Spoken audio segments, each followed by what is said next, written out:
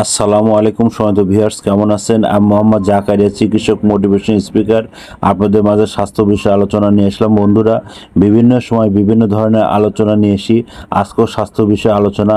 তো বন্ধুরা, আজকে আলোচনার বিষয় যে আপনার থাইরয়েড রোগ লক্ষণ হলে কি করে বুঝবেন, তাহলে এই ভিডিওটা প্রথম থেকে শুরু করে শেষ পর্যন্ত না টেনে শুনবো।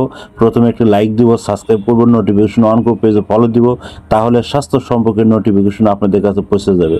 তাহলে বন্ধুরা মনোযোগ দিয়ে শুনুন। আপনার অতিরিক্ত থাইরয়েড হলে আপনি যে জিনিসগুলো বুঝতে পারবেন সেটা হচ্ছে যে আপনার অতিরিক্ত ঘেমে যাওয়া এবং কণ্ঠস্বর পরিবর্তন হওয়া এবং অনিয়মিত মাসিক হওয়া এবং ত্বক শুষ্ক হয়ে যাওয়া, হঠাৎ ওজন বেড়ে যাওয়া এবং অকারণে ক্লান্তি বোধ হওয়া এবং কোষ্ঠীকাঠিন্য ভোগা এবং হাত পাও কাঁপা এবং আপনার গর্ভধারণের দেরি হওয়া বা সমস্যা এবং চুল পাতলা হওয়া, এই ধরনের সমস্যা হলে বুঝতে পারবেন যে আপনার সমস্যা হয়ে গেছে, আপনার থাইরয়েডের সমস্যা হয়ে গেছে। প্রাথমিকভাবে আপনি ডাক্তার দেখাতে পারেন, নাহলে থাইরয়েড এক ধরনের বড়ি আছে, আপনি খাইতে পারেন।